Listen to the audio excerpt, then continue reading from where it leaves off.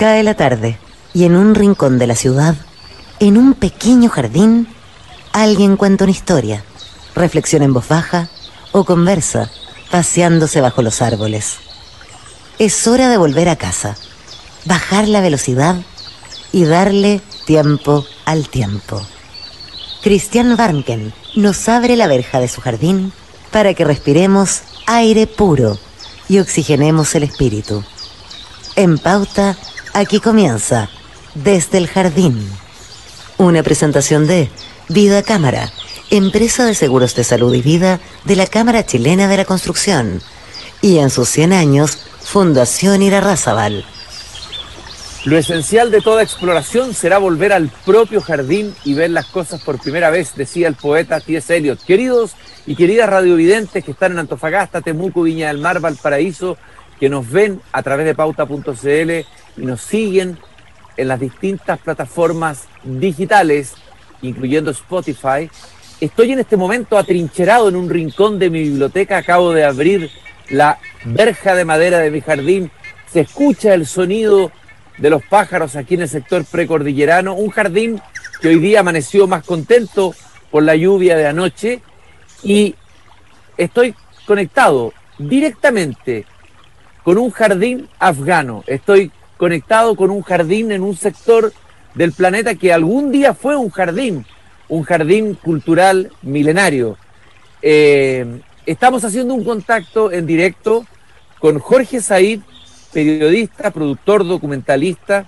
Muchos de ustedes ya lo conocen, lo han visto en sus interesantísimos programas, ha recorrido más de 60 países, entre ellos Irak, Afganistán, Libia, Siria, estuvo junto a los kurdos que combatieron al Estado Islámico, estuvo en la primavera árabe y ahora está en Kabul, el lugar donde se han desarrollado en forma bastante vertiginosa, diría yo, los acontecimientos luego de que los talibanes retomaran el poder en Afganistán. Te quiero agradecer, Jorge, por darte el tiempo en medio, me imagino, del estrés de esta situación que probablemente ni tú mismo te esperabas hubiera ocurrido tan rápido. ¿Qué tal, Jorge? Muy buenas tardes. Muy buenas tardes, muchísimas gracias por el espacio, Cristian. Bueno, en realidad fue muy asombroso en todo sentido. Desde que llegamos acá empezó esto todo muy rápido. En 10 días íbamos a ir a Herat, no pudimos, íbamos a ir a Kandahar, tampoco. Después Mazar al-Sharif, que son todas ciudades históricas de este país, un país realmente muy interesante.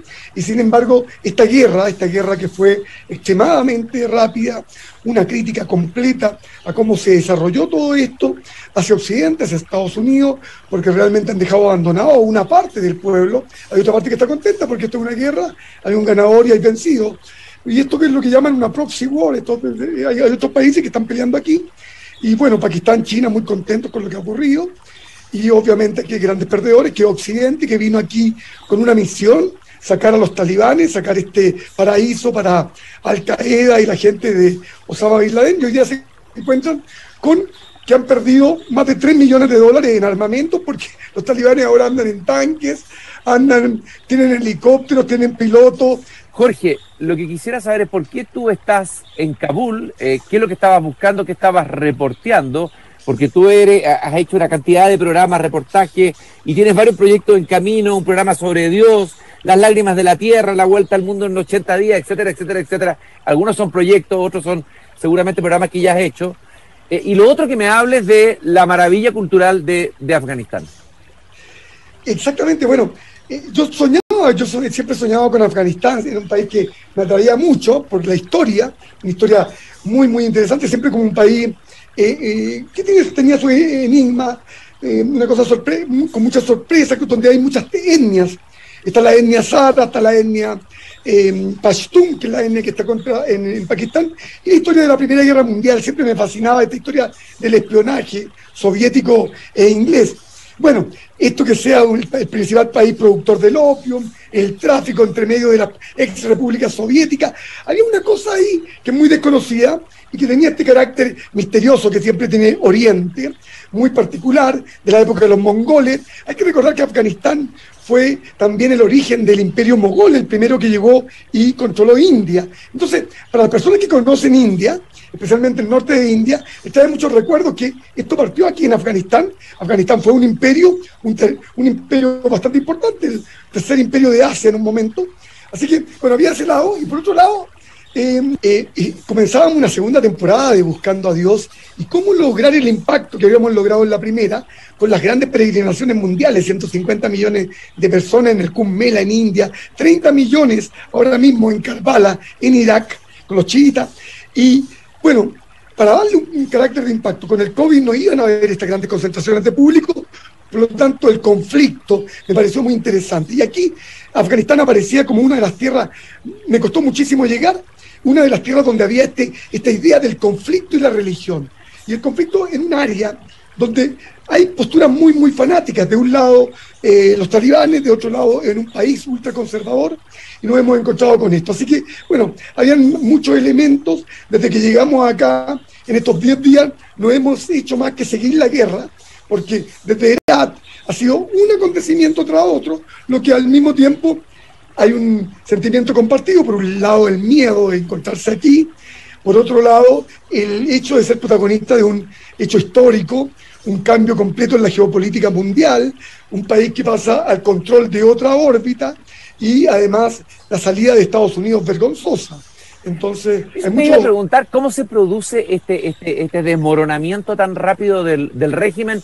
La noticia que llega de un presidente que huye con una comitiva llena de maletas con dinero en efectivo, etcétera, una tropa desmoralizada que llegaba también, nos llegó la información de que no habían recibido salario en los últimos meses. ¿Cómo se produce esta descomposición y este fracaso de Estados Unidos? ¿Cómo lo evalúas tú?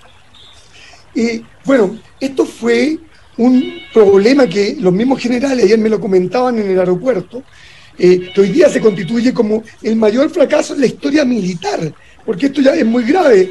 ¿Cómo se puede estar 20 años en un país generando relaciones sociales en los cuales hay oficiales que se han casado con afganas, en los cuales se cambia un poco la imagen de este país, se occidentaliza Kabul, se está con una presencia muy importante? ¿Cómo puede ser que la CIA y todos los organismos de inteligencia que tiene Estados Unidos, que están trabajando desde Afganistán para eliminar a Al-Qaeda, Estado Islámico, y desde aquí mismo a los talibanes, se pudieron haber equivocado tan grande, con algo tan grande como que aquí los líderes de cada etnia tienen sus lealtades con las etnias, no con el país? Aquí, por ejemplo, si un líder de la etnia Hazara ve comprometida a su etnia, va a ir con su etnia, no con los intereses de los pashtun o de los uzbecos, que son los de Uzbekistán, o los turkish, los que son de Turkmenistán, son todas las repúblicas soviéticas con las cuales Afganistán tiene bordes con varias.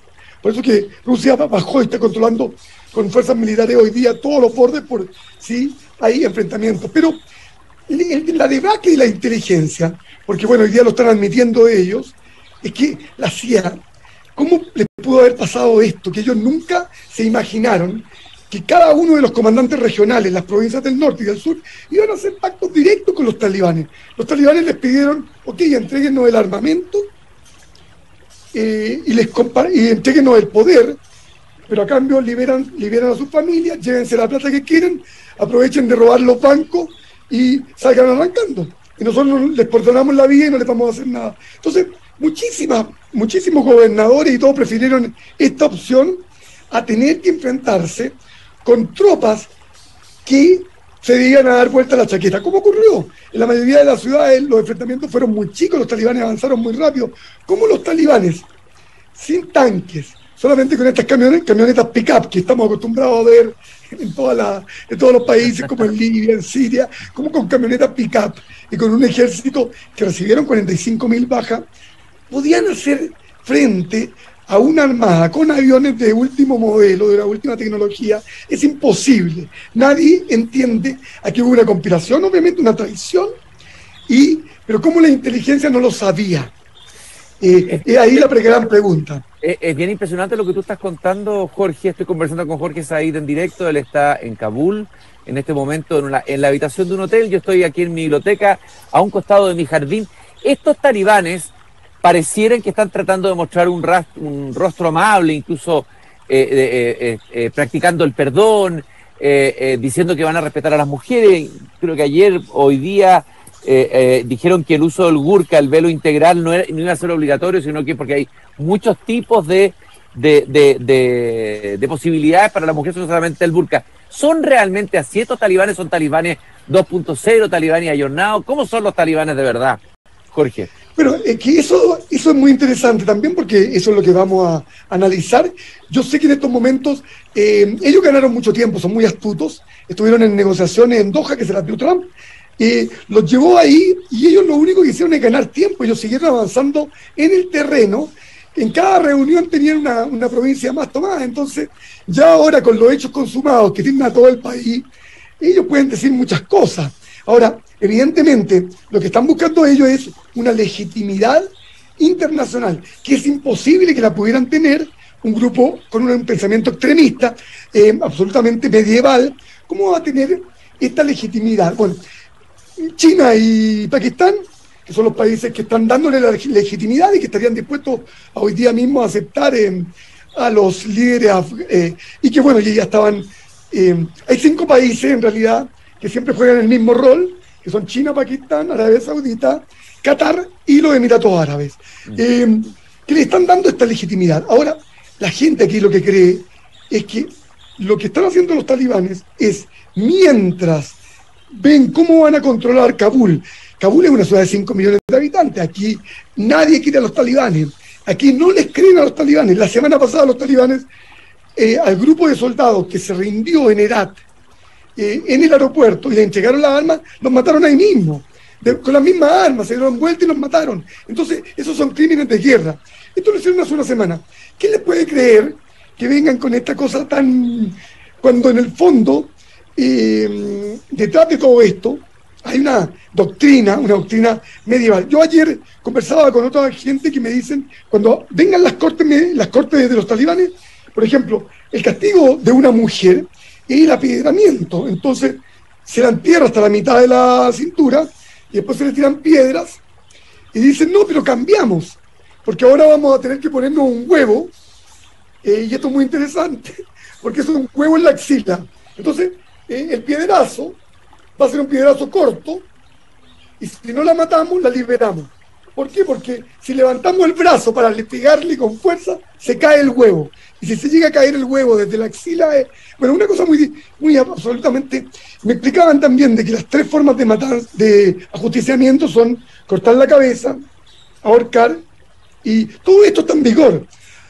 Yo lo que creo que lo que va a pasar es lo siguiente, que yo creo que en los próximos 2 meses, por eso que yo también estoy un poco más tranquilo, no creo que hayan represalias contra los extranjeros, van a estar con una postura más soft para lograr una cierta representación internacional, una cierta legitimidad, aprovechar de sacar todo el dinero de los bancos, seguir controlando el país a través de las aduanas, estar a cargo de todo el tráfico de opio. Bueno, hay muchas cosas que ellos están haciendo ahora rápidamente y quedarse con todo este armamento. En estos momentos ellos están recuperando todas las armas que dejó Estados Unidos. Así que pienso que en la medida en que los grupos humanos, de derechos humanos, se unan, se genere una presión internacional rápidamente y se logre tratar de controlar las matanzas y las venganzas que van a venir ahora, porque los talibanes vienen con listas. Ahora llegaron al hotel con listas, a decir que hay unos oficiales acá del Ministerio del Interior, requisaron los autos, andan buscándolos, parece que se escaparon. Entonces van a venir estas vendetas, y estas vendetas son graves porque a esta gente la van a matar. Por ahora, seguramente van a llamar a Karzai, que fue el anterior presidente de Afganistán, que es muy pro Estados Unidos y que tienen un equipo armado, porque los talibanes de administración, de economía, de finanzas no conocen, van a tener que poner técnicos en esos ministerios, pero en estos momentos se están organizando el país. Me da la impresión que va a haber plata el fin de semana, que están perdonando a alguna gente por el momento, y que la principal idea mía, que es quedarme en este país un ratito más, puede lograrse. Así que bueno, estamos viendo con mucho temor. Yo ahora vengo llegando de 2 lados que te voy a contar, porque había estado aquí escondido en el hotel poco menos que en esta pieza, sin salir. Hoy día me viene una rabia total, y dije, ya no puedo seguir así, contraté un equipo y me fui a los campos de refugiados. Hice unas entrevistas, pero ya de terror, con las mujeres, con burkas completamente tapadas, sin ojos, y les pregunté, ¿vinieron acá los talibanes a traer agua, a dar algo? Como vienen con... Nada, nada. Las señoras me decían, preferimos que nos maten estos talibanes antes que estar con ellos. Y me mostraban las fotos de su esposo, de toda la familia que le habían matado la semana anterior. Entonces, es un discurso bastante complicado. Me fui al aeropuerto. En el aeropuerto estaban corriendo balazos por todos lados. Me arriesgué bastante porque grabé a muchos talibanes los rostros, les grabé los tanques. Están ahí en el aeropuerto, porque en el aeropuerto hay 100.000 personas, mucha gente en una situación completamente surrealista. Creen que van a salir del país. El problema fue que un avión canadiense abrió las puertas y dejó subir a 600 y se fue con 600 refugiados sin papeles, sin nada. Ahora todos creen que va a pasar lo mismo. Me vine de vuelta por todas las embajadas y las colas son de 20 cuadras, embajada británica, embajada australiana. Pero eso quiere decir que están funcionando, que no se han escapado todavía todos los extranjeros. Y eso es un signo positivo. Jorge, creo que esta conversación, lamentablemente tenemos solo media hora, pero me gustaría volver a repetirla y a usar de tu buena voluntad y volver a tener un encuentro, quizás la próxima en un jardín ahí en Kabul. Te quiero preguntar dos cosas. Panjshir, entiendo que es el último bastión afgano que resiste el control insurgente de los talibanes. Tú contaste ahí que Panjshir, el personaje que está asociado a ese territorio era el comandante Massoud, el león de Panjshir, una especie de Che Guevara, de figura mítica, ¿no? Hoy día está su hijo, y entiendo que está la información que nos llega acá, que el vicepresidente de Afganistán se habría refugiado ahí, el ex vicepresidente del régimen recién caído. Panjshir siempre ha sido un lugar como especial y aislado. ¿Cree que va a ocupar algún lugar? ¿Va a significar algo o va a ser simplemente un gesto simbólico esto del presidente? Una pregunta muy, muy buena, porque es justamente lo que está pasando acá. Las milicias se están escapando con todos los tanques hacia Panjshir, están arrancando a toda velocidad. Los talibanes están muy preocupados. En estos momentos se está tratando de controlar la situación, de que no hayan ataques desde ese sector. Es un sector muy, muy,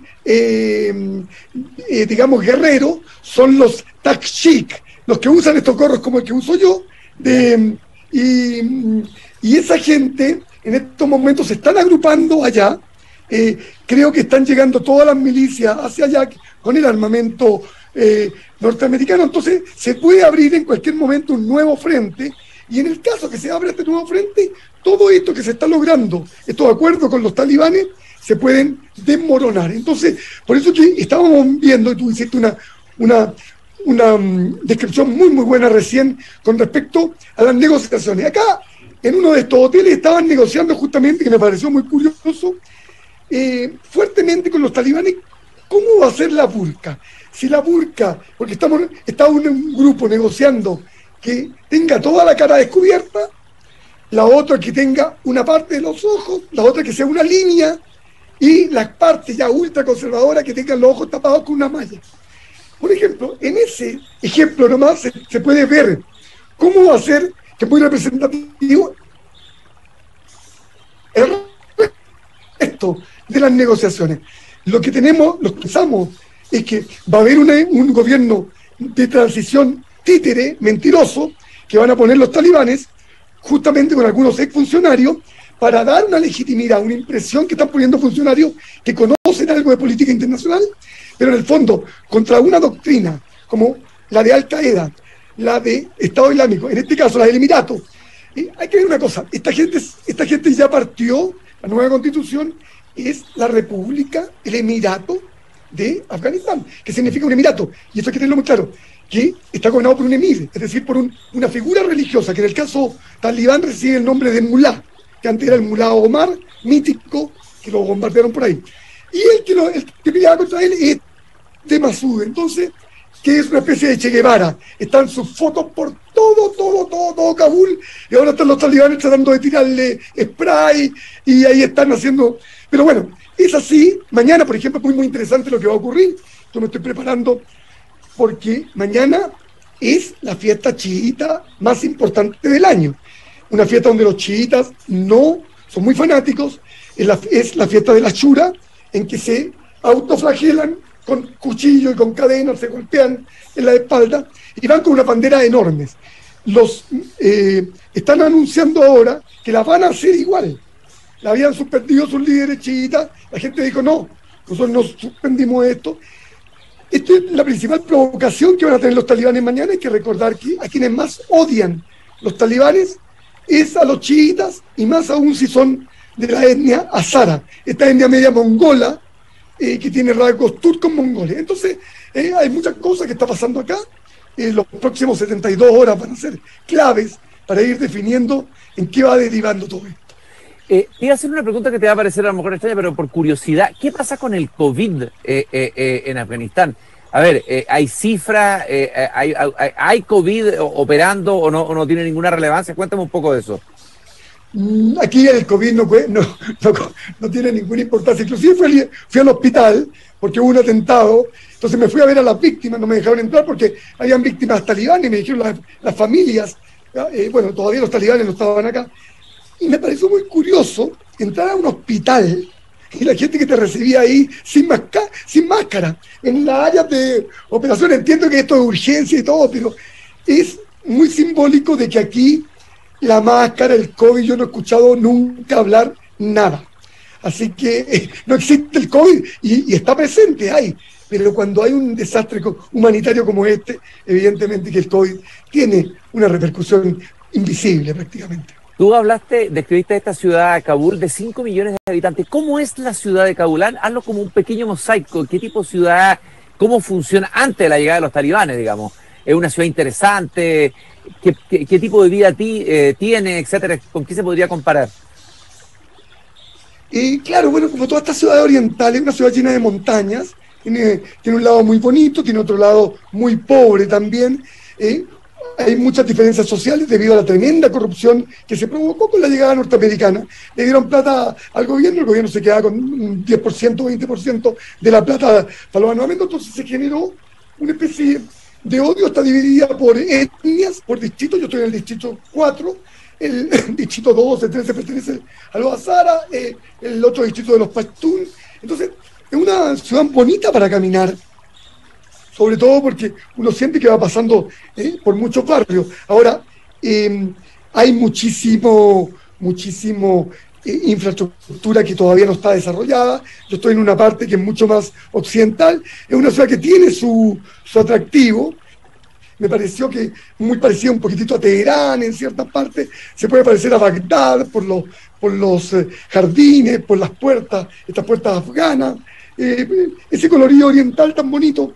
Pero con esto de la guerra, y cuando yo llegué que no podíamos salir, te reconozco que tengo una visión muy pobre todavía y no puedo responder esa pregunta de una manera honesta, porque he estado en muy poquitos barrios y quizás en barrios extremos, donde está este hotel, que es un hotel está en el barrio bueno, y luego en campos de refugiados, entonces no me ha tocado poder conocer un poquito las clases medias, las clases más intelectuales, que seguramente sería lo más lindo. Estoy muy atormentado solamente por las mujeres que me tocó entrevistar, mujeres de alto nivel, de élite, y que me contaban una niña, por ejemplo, ahora en el Conservatorio de Música, que estudió 20 años piano, la otra estudió 18 años violín, y que le vienen a decir los talibanes que no puede seguir practicando porque es un instrumento occidental, y que se va a suicidar la niña. Me dice que está buscando ya un veneno. Entonces son cosas muy fuertes. La reacción de las mujeres, son gente de 25 años, entonces vivieron 20 años en una sociedad occidental, y ahora cambiar a una sociedad, digamos, no, sino que medieval, es lo que quieren imponer los talibanes a largo plazo, porque ahora no se sabe. Recordemos también que estas conferencias de prensa, todas realizadas por Al Jazeera, son muy mentirosas, por decirlo menos. Pero bueno, vamos a ver lo que va a ocurrir. En estos momentos hay días que son clave y a lo mejor vamos a poder conversar en una semana más, y a lo mejor lo que te voy a contar en una semana va a haber cambiado completamente, porque está muy rápido todo y no sabemos lo que va a pasar. Y bueno, eso es parte quizás de la fascinación que provocan estos conflictos, y en la rapidez con que van, obviamente ayudados por los con las redes sociales y todo eso, que ha cambiado muchísimo la rapidez de las crisis humanitarias y todo eso. Europa muy aceptada. Y algo sabes entiendo que Irán de alguna manera estaría implicado, habría apoyado a los talibanes. Incluso, ¿sabes algo tú eso de que las milicias iraníes habrían apoyado a los talibanes? Es que bueno, Irán tiene un gran beneficio con que Estados Unidos se vaya de esta área. Es un país que se siente ganador. Tenían una frontera inmensa de larga a un país pro-occidental, pro-Estados Unidos, desde donde se podían generar ataques. Ahora tienen los talibanes. Entonces Irán obviamente no quiere a los talibanes. A los talibanes no les gusta Irán. Irán es un país muy organizado. Esta guerrilla con pensamiento sunita extremo es completamente contrario, es un enemigo natural del chiismo. Por lo tanto, en términos doctrinarios religiosos, los talibanes son enemigos de Irán. Claro. Pero aquí está la realpolitik, que es lo más importante, es que Irán juega con mucho pragmatismo, y en este caso el sacar al enemigo fundamental es mucho más importante, y con los talibanes se van a tener que ir negociando. Y en estos momentos efectivamente hay guerrillas iraníes que seguramente están financiadas por el gobierno iraní, que están siendo parte de esta guerra también. Rusia está bien involucrada también porque tiene que venir en apoyo de sus ex provincias, y que también son enemigos de los talibanes, entonces todos tienen que tranquilizar a los talibanes. Así que por eso que es muy probable que los talibanes haya un Talibán 2, como tú comentabas. Es muy probable porque va a tener mucha presión de sus amigos, en este caso Rusia, Irán, Pakistán, contra India el gran perdedor también. Y habría que preguntarse también China, ¿qué papel podría estar ocupando aquí? Pero eso lo podemos hacer para la próxima conversación. Jorge, lo último que te quiero preguntar, me imagino que lo que te moviliza a ti es la adrenalina, así como el que escala montaña. Uno le pregunta cómo se expone a subir el K2, esa adrenalina irreemplazable, la adrenalina, la aventura, la curiosidad que te caracteriza, el asombro ante estas realidades tan distintas. Pero ¿cómo manejas las emociones? Porque en este momento evidentemente tú estás en una situación de peligro, se quiera o no, en una situación turbulenta, en este caos. ¿Cómo equilibras, cómo manejas esas emociones? No es la primera vez que te toca estar en una situación como esta. Bueno, efectivamente, y es lo que yo vine en cierto sentido buscando un poco eso, porque creo que en las áreas de conflicto es donde se generan las mejores historias, porque también por un lado está el miedo, está la adrenalina, pero por otro lado está la tremenda solidaridad que se provoca entre los pueblos. Me gustó mucho y me costó también verlo en Siria, cómo llegaba gente de todo el mundo. Me encontré con premios Nobel, me encontré con filósofos, me encontré con escritores, me encontré con doctores de Beverly Hills que estaban apoyando ahí a los sirios con clínicas móviles, y había todo un ambiente, una atmósfera de solidaridad. Yo creo que en estos grandes conflictos justamente cuando sale lo peor, pero al mismo tiempo lo mejor del ser humano. Y nosotros como periodistas tenemos un rol. Si aquí yo puedo ser un poco la voz de Latinoamérica en este conflicto, no es que me lo quiera yo mismo atribuir, pero me tocó por casualidad. Y encuentro que también es una oportunidad histórica de no salir arrancando si encuentro que hay efectivamente una posibilidad de negociar con los talibanes. Yo estaría encantado de quedarme, justamente dice, las 2 semanas antes, ¿por qué no hacer las 2 semanas después? Y construir unos 2 lindos documentales con esto que pueden ser históricos, porque además no hay periodistas, entonces hay muy poco, y los que hay, digamos, los de Al Jazeera, tienen un lado muy, muy tomado, entonces, bueno, nosotros... Así que bueno, esta es una gran oportunidad también, y te agradezco mucho el espacio, la posibilidad de conversar con tu oyente, y bueno, una gran oportunidad también. Yo les digo, Jorge, yo les digo radio vidente, porque al escucharme me están viendo, también nos pueden ver a través de pauta.cl. Yo te quiero agradecer a ti este tiempo, me encantaría que pudiéramos tener una segunda conversación después, seguir conversando. Jorge Said, periodista, productor, documentalista, aquí en Desde el Jardín, en directo desde Kabul. Te mando un gran abrazo, por favor, cuídate. No tanto, porque si te cuidas mucho, déjate ser el periodista que consigue la información interesante que hay que tener. Exacto, te mando un abrazo y espero dártelo en persona porque sería muy penoso no poder hacerlo. De todas maneras, gracias y cuídate mucho. Muchas gracias, Jorge. muy amable. Cerramos la verja del jardín, queridos y queridas radiovidentes, programa que cuenta con el apoyo de Fundación Irarrázaval y de la Cámara Chilena de la Construcción. Mañana nuevamente a las 8 de la noche vuelvo a abrir la verja de madera de este jardín. Y no se olviden, como decía Voltaire, que hay que cultivar el propio jardín. Hasta mañana. Es hora de cerrar la verja de madera del jardín. Pero Christian Warnken la volverá a abrir todos los días de lunes a viernes a las 20 horas en Radio Pauta, cuando comience de nuevo Desde el Jardín. Una presentación de Vida Cámara, empresa de seguros de salud y vida de la Cámara Chilena de la Construcción, y en sus 100 años, Fundación Irarrázaval.